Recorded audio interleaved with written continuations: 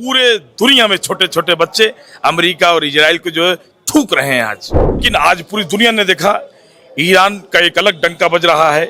जो अमेरिका और इजराइल एक अपनी झूठी हवा बना के रखी थी, ईरान ने उनकी हवा निकाल दी है। अगर धोखाधड़ी का काम करेगा ईरान फिर से मारेगा। जो बहुत बड़े अपने आप को तोप समझते थे उनको अमेरिका को इजराइल को जो है उनकी औकात ले आई है। सुपर पावर ओवर के हम नहीं जानते हैं, हम अल्लाह के ही सुपर पावर मानते हैं, अल्लाह को ही मानेंगे और जब तक क़यामत तक ये दुनिया रहेगी जब तक अल्लाह को ही हम सुपर पावर मानेंगे। इस वक्त हम लोग सईद मिल्लत हाल में मौजूद है शिया कॉलेज में, जहाँ पर ऑल इंडिया शिया पर्सनल लॉ बोर्ड का एक इजलास चल रहा है, बल्कि यूँ कहा जाए कि जश्न मसरत चल रहा है। और हमारे साथ जनाब हसनैन जाफरी डम्पी भैया जो हमारे साथ हैं, जो कि एक पत्रकार हैं, एक सोशल एक्टिविस्ट हैं, लोगों के दरमियान रहते हैं, लोगों के सुख दुख सुनते हैं। तो इस वक्त मौके पर जिस वक्त ईरान ने 40 डेज मुकम्मल होने पर एक कामयाबी दर्ज कराई जो कि इंटरनेशनल कामयाबी है, तो उसको किस नज़र से आप देखते हैं इस सीज फायर को? देखिए, सीज फायर ये अमेरिका और इजराइल की हार है और ये ईरान की ही जीत नहीं, हम बल्कि कहेंगे पूरे मुसलमानों की जीत है, पूरे इस्लाम की जीत है ये। और दूसरी चीज़ है कि आज ऑल इंडिया शिया पर्सनल लॉ बोर्ड की तरफ से जो मीटिंग बैठाई गई, मौलाना यासूफ अब्बास साहब ने हमको बताया कि एक मीटिंग करना है। हमने तुरंत अपने मैं राष्ट्रीय कार्यकारिणी सदस्य होने के नाते जितने भी मेंबर हैं, जितने भी पदाधिकारी हैं, सबको बुलाकर आज मीटिंग शुरू है और आपके सामने है।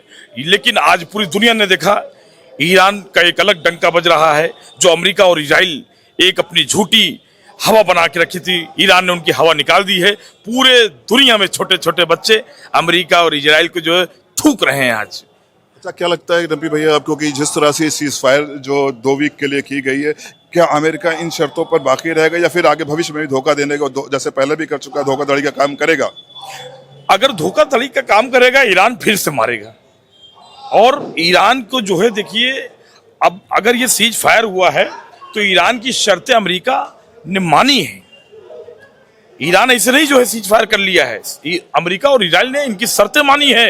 और आज तो बोले थे ट्रंप कि एक दिन में खत्म कर दे ईरान को, उनकी औकात हो, उनके जितने साथी हो, उनके साथ के जो होने वाले थे वो सब छोड़ के भाग गए।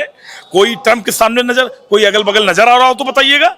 माशाल्लाह से ग्राफ एजेंसी बहुत दूर तक का आप लोग काम कर रहे हैं और पूरे इंडिया के नहीं पूरे दुनिया में लोग जो है ग्राफ एजेंसी को देख रहे हैं। पूरी दुनिया में देखिएगा आप कि आज जो ईरान की जीत हुई है, 56 देश मुसलमानों के, लेकिन जो है वो सब के सब बैठे रहे। जो असली हैदर कर्रार, उसने जो है जो बहुत बड़े अपने आप को तोप समझते थे उनको अमेरिका को इजराइल को जो है उनकी औकात ले आई है। डम्पी भैया, बहुत अच्छे तासुरात रहे, लेकिन भविष्य में हम लोग ये भी देखेंगे किस तरह से ईरान अपने को और मजबूत करता है और जो super power, so called super power थे, उनको किस तरह से शिकस्त दी गई है। जो किसी नाम निहाद थे कि हम सुपर पावर थे, लेकिन ईरान ने साबित कर दिया कि नहीं, सुपर पावर सिर्फ अल्लाह की ज़ात है और उसके अलावा कोई सुपर पावर नहीं है। बेशक शहीद अली खामनेई साहब व ईरान के जितने भी लोग रहे, उनका शुरू से यही अपना एक भरोसा, अपना विश्वास रहा है कि हम सिर्फ जो है अल्लाह के सामने सर झुकाते हैं, किसी सुपर पावर ओवर के हम नहीं जानते हैं, हम अल्लाह के ही सुपर पावर मानते हैं, अल्लाह को ही मानेंगे और जब तक क़यामत तक ये दुनिया रहेगी जब तक अल्लाह को ही हम सुपर पावर मानेंगे।